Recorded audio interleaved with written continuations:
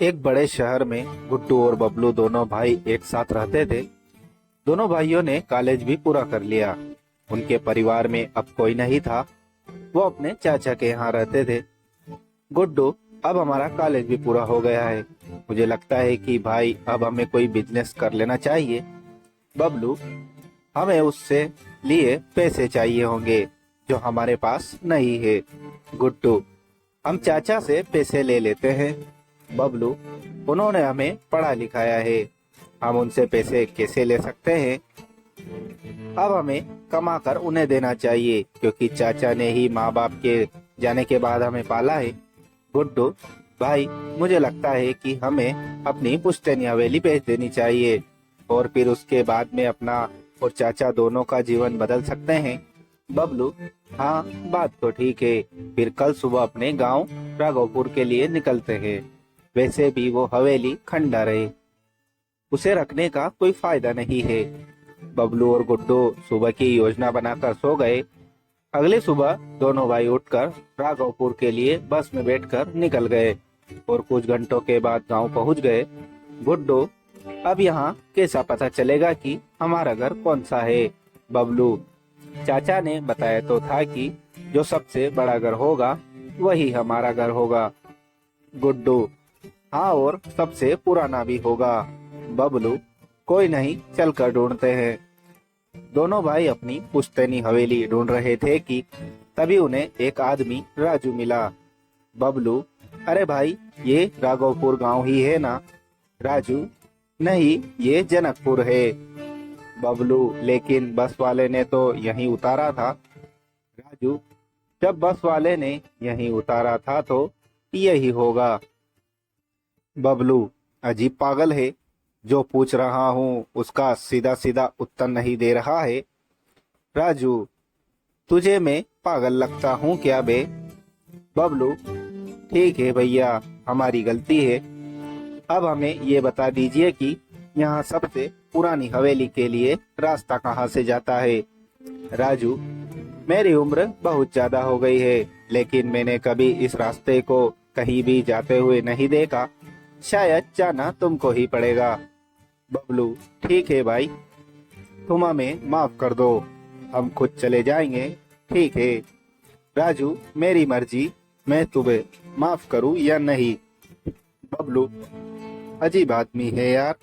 गुड्डू, चलो भाई चलते हैं, इसने सच में ही स्क्रू ढीले हैं। राजू अकेले ही खड़े होकर हंसने लगा। गुड्डू और बबलू दोनों पुरानी पुश्तैनी हवेली को ढूंढने के लिए आगे बढ़ गए। दोनों राघवपुर की गलियों में इधर से उधर देख रहे थे।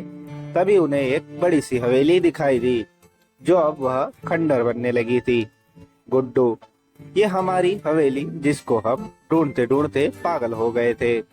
बबलू, हाँ चलो, अब इसके अंदर चलते हैं और इसको एक दो दिन में ही बेच देंगे। गुड्डू, हाँ हमें इसे जल्द से जल्द बेचना होगा। दोनों भाई अंदर गए। तभी अंदर से एक बूढ़ा व्यक्ति भीखू निकल कर आया।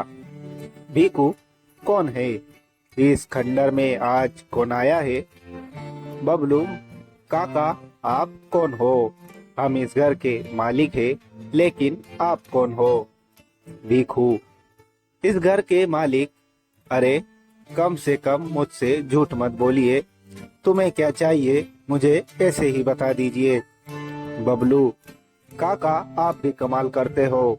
जब आपको बता दिया कि हम इस घर के मालिक हैं, फिर भी आप बेवजह हमारा समय खराब कर रहे हैं। गुड्डू और काका, जवाब आपको देना चाहिए क्योंकि आप हमारे घर में रह रहे हो। इस हवेली के वारिस है गुड्डू और बबलू। बेकू, ठीक है बच्चों, अगर तुम इस हवेली के वारिस हो का दावा करते हो तो ठीक है, मान लेता हूँ, लेकिन मैं इस घर की रखवाली करता आ रहा हूँ। बबलू, ठीक है काका, आप हमारे परिवार के बारे में कुछ जानते हो क्या? भीकू, मैं इस घर के मालिकों की सेवा की है, लेकिन मैं तुमको कभी नहीं बता पाऊंगा जब तुम परीक्षा में सफल हो जाओगे। बबलू, कैसी परीक्षा? भीकू, इस घर के मालिक ने एक पुश्तैनी कुल्हाड़ी इस हवेली में गाड़ दी थी, तुम्हें उस कुल्हाड़ी को उखाड़ना होगा। बबलू, लेकिन हम उस कुल्हाड़ी को क्यों उखाड़ेंगे? क्योंकि अगर तुम उस कुल्हाड़ी को उखाड़ पाए तो यह साबित हो जाएगा कि तुम इस घर के असली वारिस हो। कुछ समझे? बबलू, नहीं, आप कैसी बातें कर रहे हैं? कुल्हाड़ी उखाड़ना भी इतना बड़ा काम होता है क्या कि उसे हमारे बारे में पता चलेगा?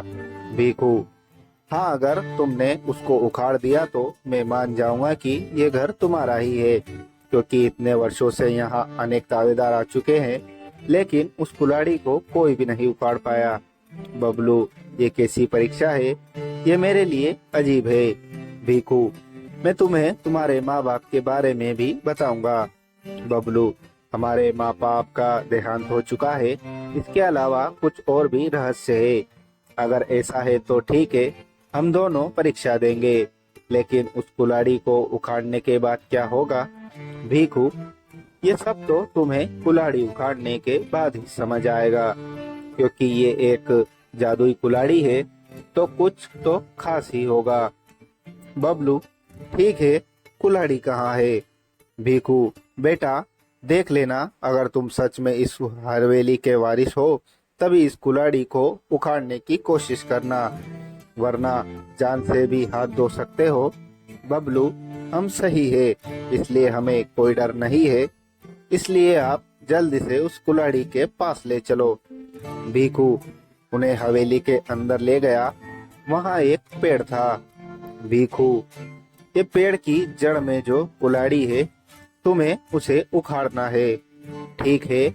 वैसे आज तक कोई पहली परीक्षा को ही पास नहीं कर पाया। अगर तुमने इसे उखाड़ दिया तो मैं तुम्हें आखिरी परीक्षा दूंगा। बबलू, इतनी सी कुल्हाड़ी के लिए हमें डरा रहे थे, इसको उखाड़ना मेरे बाएं हाथ का काम है। भीखू, हाँ ठीक है, आप इसको उखाड़ लो। अगर तुम सच में इस हवेली के वारिस निकलोगे तो मेरी जिम्मेदारी खत्म हो जाएगी। बबलू, हाँ ठीक है, मैं इसे अभी उखाड़ता हूँ और आपको जल्द ही जिम्मेदारी से मुक्त कर दूंगा। बबलू ने कुल्हाड़ी को पकड़ा, लेकिन उसे वो हिला भी नहीं पाया। भीखू, क्यों, तुम भी झूठे हो, तुम भी माया के लालची निकले और मेरा दिल फिर से तोड़ दिया। मुझे वर्षों का इंतजार है। बबलू, आप हमारा विश्वास कीजिए, ये घर हमारा ही है। भीखू, तुम असफल हो चुके हो। गुड्डू, रुकिए, अभी मैंने कोशिश नहीं की। भीखू, ठीक है, तुम भी कोशिश कर लो, और आज जब कोशिश करके थक जाओ तो यहाँ से चुपचाप चले जाना, वरना मैं तुम्हारा भी वही हाल करूँगा जो मैंने बाकी सबका किया है। गुड्डू, उसकी जरूरत नहीं पड़ेगी। गुड्डू ने भी कोशिश की, लेकिन कुल्हाड़ी इस बार भी नहीं हिली। भीखू निराशा देकर पीछे मुड़कर वापस अपनी टूटी खाट पर जाने लगा। गुड्डू और बबलू ने एक साथ कुल्हाड़ी को पकड़ा तो इस बार चमत्कार हो गया, क्योंकि इस बार बिना किसी मेहनत के कुल्हाड़ी हाथ में आ गई। अचानक से एक बहुत तेज आवाज आई। भीखू ने आश्चर्य से पीछे मुड़कर देखा। भीखू, तुम वापस आ गए। आज मैं बहुत खुश हूँ, क्योंकि आज इस घर में भी फूल खिल गए।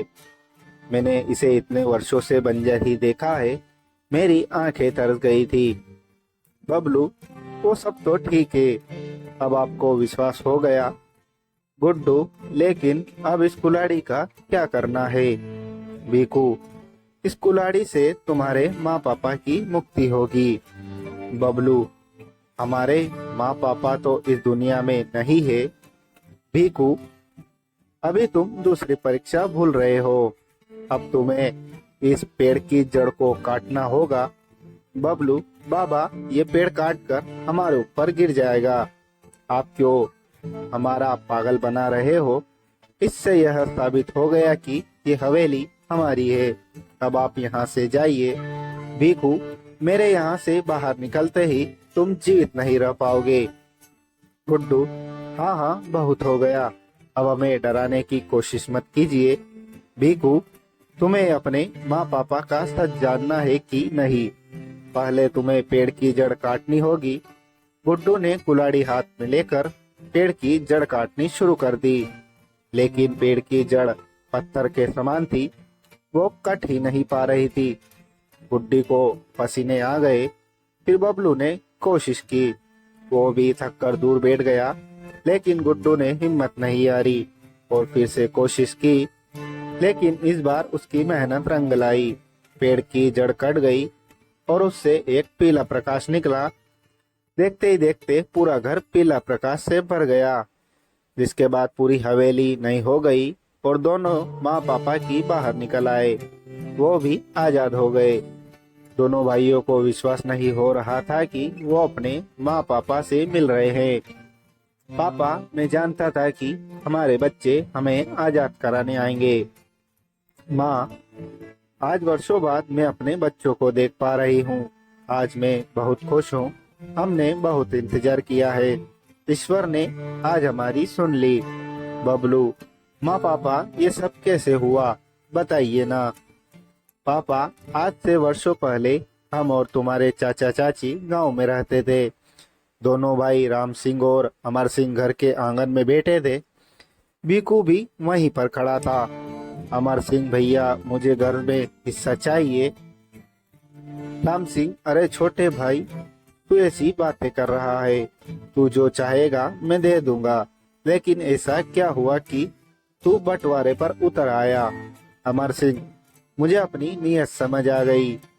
मेरी कोई औलाद नहीं है, इसलिए आप अपने दोनों बेटों के लिए मेरी जायदाद भी हड़पना चाहते हैं। राम सिंह: छोटे, तुझे कोई भ्रम हुआ है। तू अपने बड़े भाई पर ऐसा इल्जाम लगा रहा है, तुझे शर्म नहीं आती। अमर सिंह: अगर ऐसा नहीं है तो आप मुझे अपने दोनों बच्चे और सारी जायदाद दे दो। राम सिंह: तुम सारी जायदाद रख लो, लेकिन मेरे बच्चों की तरफ आंख उठाकर भी मत देखना, नहीं तो देख लूंगा तुम्हें। गुड्डू: फिर क्या हुआ पिताजी? पापा: फिर अगले दिन तुम्हारे चाचा ने हम दोनों को मारकर इस पेड़ के नीचे गाड़ दिया और खुद तुम दोनों को लेकर शहर भाग गए।